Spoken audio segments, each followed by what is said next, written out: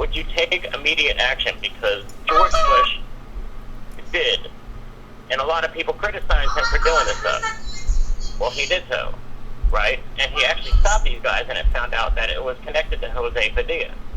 Interesting.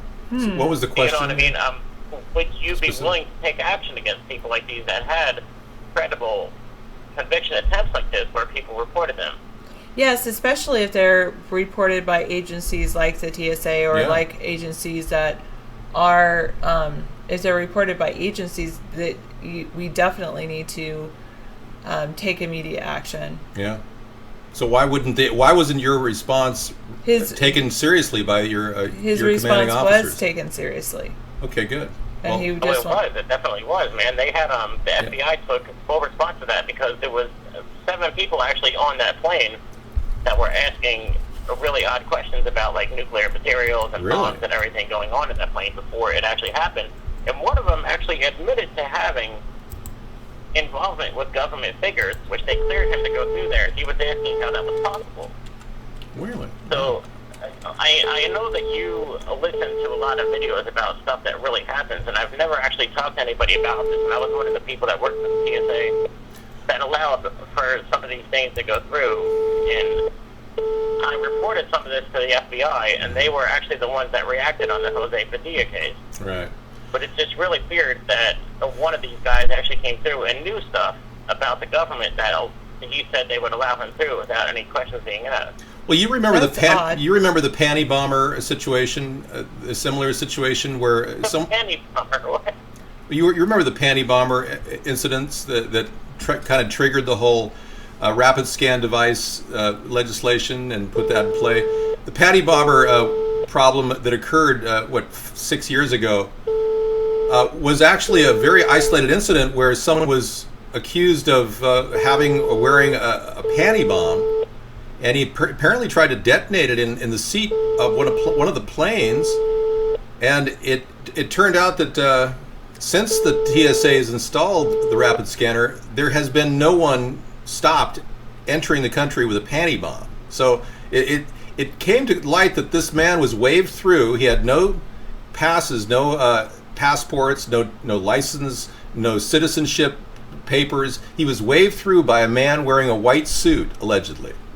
And no one knows how he got on the plane, but this is the whole thing that could have been put out there to trigger legislation to install the rapid scanners in every airport in the country, costing $24 billion. So it's interesting to see the connection there. What happened to you is it could very well be something similar. Someone might have known somebody in the inside that waved the person through, and that person had tremendous knowledge of operations. So we've got security breach potential. Loose lips sink ships. We don't want to, in any way violate our security. I was shocked to find out from Clark Kent Irving, the former director of Homeland Security Initiative, that 85% of the luggage was not being checked coming into this country. Now, I don't know if that's changed since then, but I can tell you that we have a serious issue that needs to be addressed on a daily basis.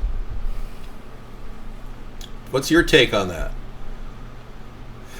Well, my take on that is that some of the government officials need to be more.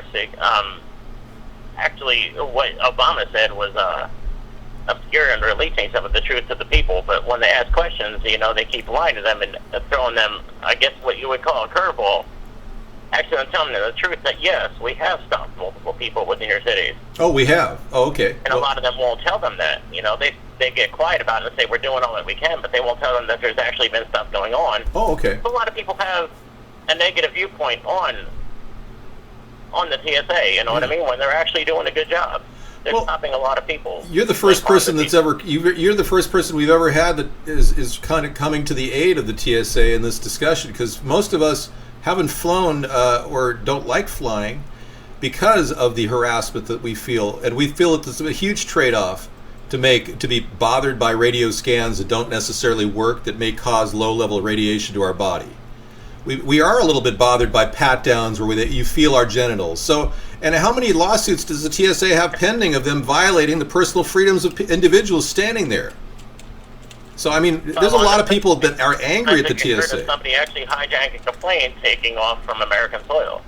Well, then again, I don't know the real incidents either because, like you said, they don't talk about it. So without having information in front of me to say, oh yeah, so many panty bombers have come to our airport terminals and this rapid scanner really works, it's kind of... taking off in New York City going out of the country right now, and you know that somebody was behind it that was hijacking the actual plane. You would hear about it on the news. Right. How many times have you actually heard about that? Yeah, but that doesn't mean that these are actually happening. I mean, unless you can show me evidence, a stream of evidence showing full disclosure that these people were stopped, detained, arrested. I mean, I can't just take your word for it. But thank you. I appreciate you standing up for the TSA. I know there are people working. However, it never shows anything about people actually making moves to attack anybody anymore because they're all stopped here. Because of the procedures that the TSA follows. And it actually stops people from actually being successful in that fact. Have they? I think they're doing a good job. I haven't really heard of any cases where they have stopped anybody because, like you said, they don't talk about it. That's the thing. If they stop it, they're not going to report, oh, we stopped this many people. Why not? I mean, because it's more that they're just doing their job. Okay, but I think you guys need to get more public with the American people. I think now is the time. And they stop these guys, and they're not going to throw it up in the news. Okay. Well, like, I need to know. I need to know that they're doing their job. I need to have specifics. Otherwise, we don't really know. I haven't flown since 9/11 because I don't want anyone grabbing my junk between my legs. I really don't. I don't want to be radio scanned at the airport. I don't want to be butt searched like the poor guy out there in Deming, New Mexico, who was pulled in and given a colonoscopy. Because I don't think that's any of their intentions, actually. Really? That's not why they go to work there. They don't want to fill your junk. Okay. Well, I didn't know that because they can see my junk in the rapid scanner in full detail. So, I mean, I'm not digging that either. I don't understand how you can justify, that this is a good thing that we know for sure that you're doing your job without even a stream of evidence that you've done your job. That's my concern. Why don't you show it? You say, well, we don't want to just show that. Well, why don't you show how you've stopped so-and-so at so-and-so? Saying, look, nobody's actually bombed this country. How many bombs have you found? How many? I don't know. How many have been found? One for sure. I know they've found several, but... You do? Okay. All right, I'll have to take your word for it. How many have actually gone off? Then you can blame them for that, but the problem is none have. Okay, well, I mean, I could also say that nobody's going into our country, and we haven't had a real threat. Like I said, 85% of the luggage isn't checked, so what's preventing somebody from doing something dangerous to the luggage? That's why I think they're doing a good job. Well, I mean, are you working for the union, the TSA Workers Union? I mean, is that why you called in? No. Okay. No, I just worked for the TSA, and I actually used to search people, and okay.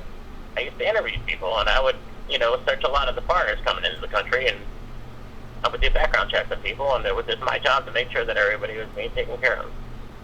Okay, well, when you see information that people have that seems to be high-level information, you immediately flag that, of course. Now, if you saw somebody coming to the airport with over $10,000 on them, isn't that a highly unusual thing? And you would normally have that person, looked in, because that's the kind of thing I would think you would flag. Yeah. We had somebody that came through with a huge duffel bag full of diamonds, and that was the guy that was actually trading to Jose Padilla. Oh well, really? It was a $450,000 dirty bomb, actually, and it was a whole bag full of diamonds in which he had. Wow. And we stopped him and we questioned him about this. Thank you. He couldn't explain where they came from. He just said it was for a trade show. Wow. Well, I'm sorry, but that's not actually standard procedure. When it comes to check-in, you have to let people know you have that much, and he didn't. Yeah. There's a technique called spectroscopy, thermal spectroscopy, where they can check the foreheads of people walking around a terminal and determine if a person's really highly, nervous by the color that is imprinted on the thermography. And I would think that tool would be that would be a very effective tool to do mass screenings in large areas in mass, so you could identify any potential problems early on. And I would think that kind of technology could phase out the rapid scanner ultimately.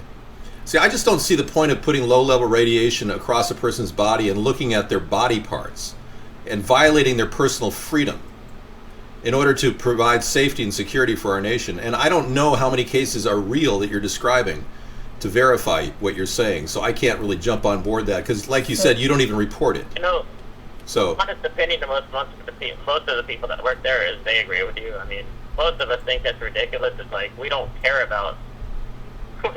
We really don't want to see that. You know what I mean?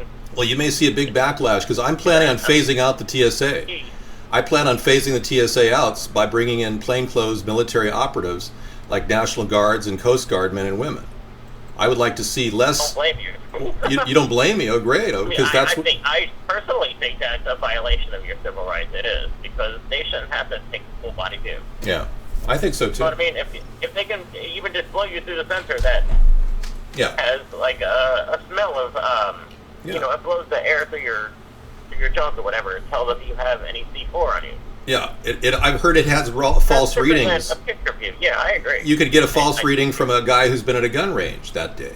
He may have gunpowder on his body. And I'm serious. There are people that go to target ranges and get gunpowder on their bodies and walk through that sensor would trick off an alarm.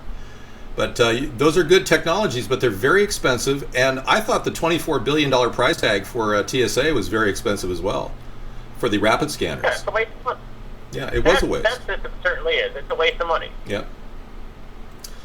Well, I'm glad to know. I think if they could get some kind of scanning that shows any like carbonite system or like a C4 compact clay system on you, you know what I mean? That would it would ring out. That's different than a naked body scan. Yeah. Definitely. Understand what I mean? Oh, definitely. I can see your point. You know, I'm glad to talk to you, actually. You're a refreshing person to talk to because I know that there are real people working at the TSA and they really do, they have personal opinions that never get to anywhere above them. So I know that there are people in the TSA that are probably really good at what they do, too. So I hate to, you know. A lot of them that feel that way. All of them feel that it's not right they get to see, you know, somebody's naked body as they go on a plane. A lot of those guys don't want to see that. Yeah, you know. They're like, man, these are all my people I know. I mean, they know a lot of people through standard travel procedures, I guess, people that come through every week, you know? Yeah. Exactly. So, very interesting call. Your concern about national security obviously is very important to you. I can sense that. And I think we have a strong concern as well for our national security. Obviously, the airports could be even more high-tech. And not a lot of money has been allocated to rebuilding the infrastructure of air traffic controllers and all kinds of backup computer systems that still need to be upgraded.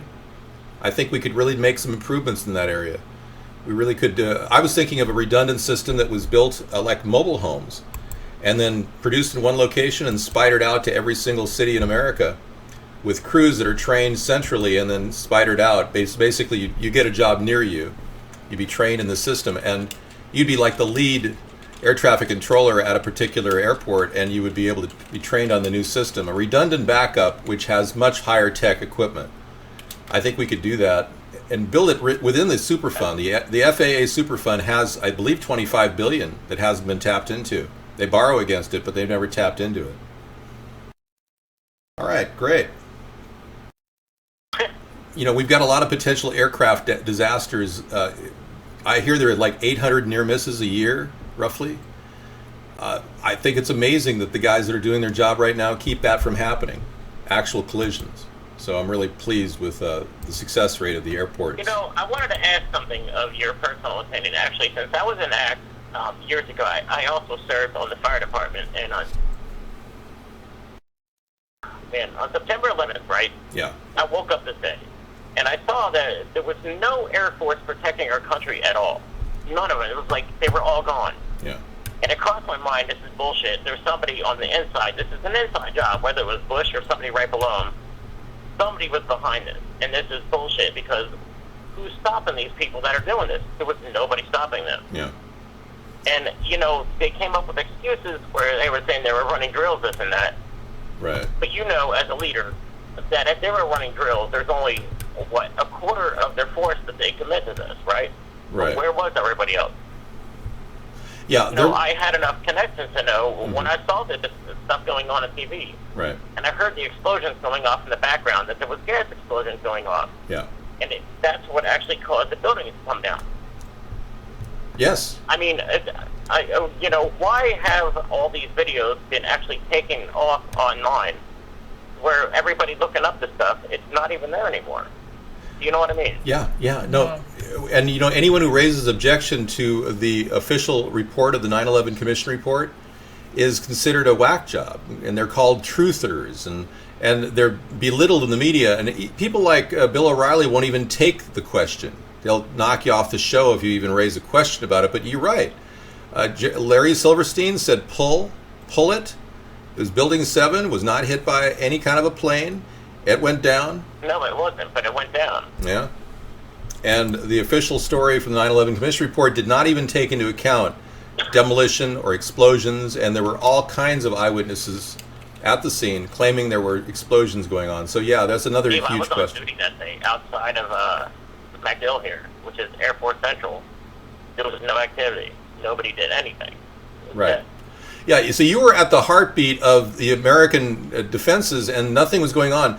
Dick Cheney was talking to General Worley on the phone for 35 minutes. And by the way, General Worley died in a strange subway accident, 2009, I believe.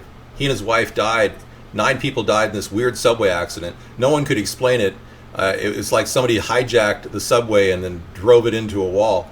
But basically, General Worley was the one who would have verified exactly what happened during that 35 minutes when Dick Cheney could have scrambled the jets and gotten necessary defenses in order. So you saw the backbone of that from your end at the TSA.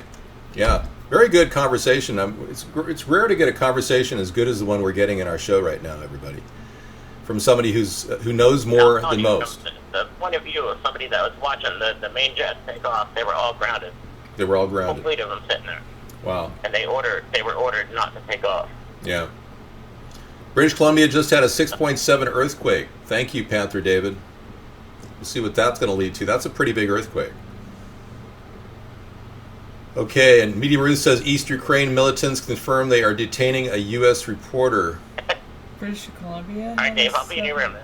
All right, I'm going to sign off, all right? Thank you for calling in. Thanks so much for calling in. Feel free to call anytime. Not a problem. I'll be in your room. Okay, take care. Bye-bye. All right, that was very interesting. And these are the kind of calls that really add a lot of depth to our show. And I appreciate that's the kind of call that we would love to get from a lot of viewers. So appreciate you dialing in on this recorded broadcast. We're well into the 1600s. I'm not sure the number, but you can see it at the top of the YouTube when we post this listing. Thanks again for listening to America's Third Party. Thank you.